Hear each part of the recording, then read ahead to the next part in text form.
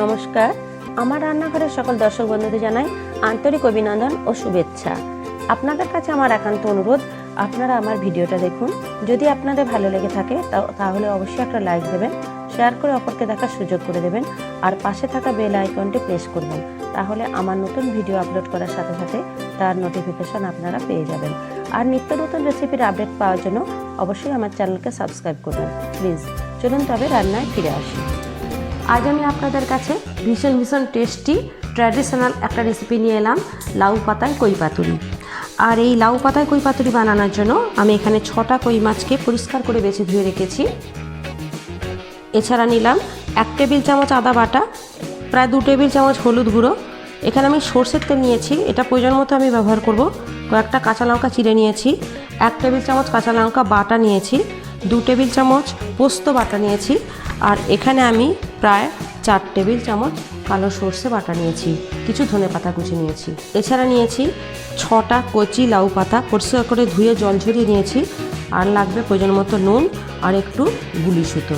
বাস, এই কটা উপকরণ দিয়ে আমি আজকে বানাবো লাউ পাতায় কই পাতুরি। প্রথমে আমি মশলাটা সাথে মাছটা ম্যারিনেট করব। তার জন্য আমি একটা বোলের মধ্যে আদা বাটাটা নিয়ে নিলাম, সর্ষে বাটাটা দিয়ে দিলাম,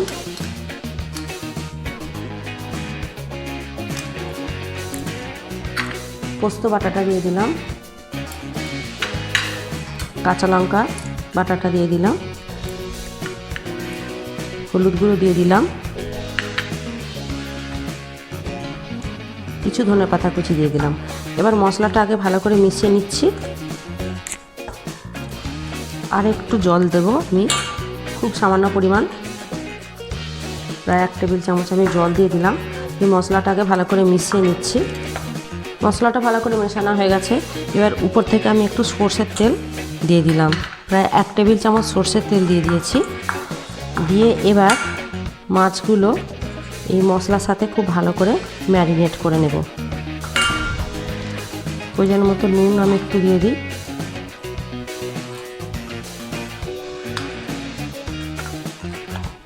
এবার খুব ভালোভাবে মাছের সাথে মশলাটা ম্যারিনেট করে নিচ্ছি। আর 10 মিনিটের জন্য আমি এই অবস্থায় রেখে দেব। সব মাছগুলো ভালোভাবে ম্যারিনেট করা হয়ে গেছে। এবার আমি আরেকটু প্রায় 2 টেবিল চামচ সর্ষের তেল ছড়িয়ে দিচ্ছি উপর থেকে, দিয়ে দিলাম। আর চাপা দিয়ে 10 মিনিটের জন্য রেখে দিলাম। প্রায় 10 মিনিট পর আমি এলাম, মাছটা ম্যারিনেট করা হয়ে গেছে। এবার আমি 2টো লাউ পাতা নিয়েছি, দেখুন এইভাবে একটা পাতার উপর একটা পাতা রেখে রাখলাম। এবার আমি ম্যারিনেট করা মাছটা আস্তে আস্তে দিয়ে দিচ্ছি। আমি একসাথে 2টো মাছ দিচ্ছি, দিয়ে আরেকটু উপরে মশলাটা দিয়ে দিচ্ছি।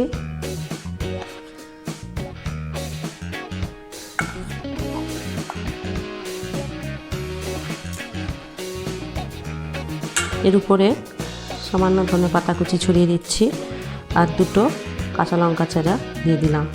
দিয়ে এবার আমি মাছটাকে এইভাবে পাতাটা দুদিক থেকে সমানভাবে ফোল্ড করে মুড়ে নিচ্ছি।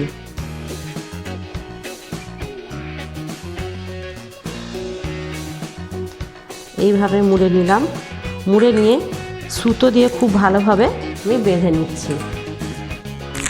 দেখুন এইভাবে সুতো দিয়ে খুব ভালোভাবে বেঁধে নিয়ে আমি আগে পাতুরিগুলো বানিয়ে নিচ্ছি। সব কটা পাতুরি আমার বানানো হয়ে গেছে। দেখুন এইভাবে আমি সুতো দিয়ে বেঁধে তৈরি করে নিয়েছি। এবার গ্যাসে আমি একটা তাওয়া বসিয়ে দিয়েছি, আর তার মধ্যে প্রায় 2 টেবিল চামচ সর্ষের তেল দিয়ে দিলাম। তেলটা একটু গরম হওয়া পর্যন্ত আমি অপেক্ষা করছি।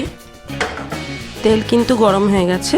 এবার আমি খুব আস্তে আস্তে পাতুরিটা তেলের মধ্যে দিয়ে দিচ্ছি। আমি 3টে পাতুরি দিয়ে দিলাম, আর ঢাকনাটা ঢেকে দিলাম 5 মিনিটের জন্য, গ্যাসটা আস্তে করে দিয়ে। 5 মিনিট পর আমি উল্টে দেব। 5 মিনিট পর আমি এলাম, দেখুন কত সুন্দর স্টিমের মধ্যে রান্না হচ্ছে। এবার আমি আস্তে আস্তে উল্টে দেব। ওয়াও, দারুণ সুন্দর কিন্তু ভাজা হচ্ছে দেখুন। আবার আমি 5 মিনিটের জন্য ঢাকনাটা ঢেকে দিচ্ছি। গ্যাসটা সিমে দিয়ে আমি 5 মিনিটের জন্য ঢেকে দিলাম। ঠিক 5 মিনিট পর আবার আমি এলাম। দেখুন খুব সুন্দর কিন্তু ফ্রাই হচ্ছে মাছ ভিতরে স্টিমের মধ্যে। আবার উল্টে দিয়েছি, উল্টে দিয়ে আবার আমি 5 মিনিটের জন্য দিয়ে দিচ্ছি। যেহেতু পুরোপুরি স্টিমের মধ্যে মাছটা রান্না হবে, তাই একটু সময় নিয়ে 3বার 4বার ধরে আমি মাছটা স্টিমের মধ্যে দিয়ে দিচ্ছি। এদিক ওদিক করে প্রায় 4বার উল্টে দেওয়ার পর আমি এলাম। আমার কিন্তু লাউ পাতায় কই পাতুরি একদম রেডি হয়ে গেছে।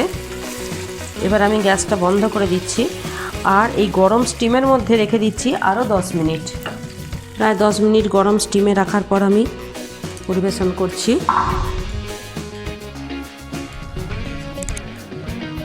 এবার আমি খুলে দেখাচ্ছি। সুতোগুলো আমি কেটে নিলাম।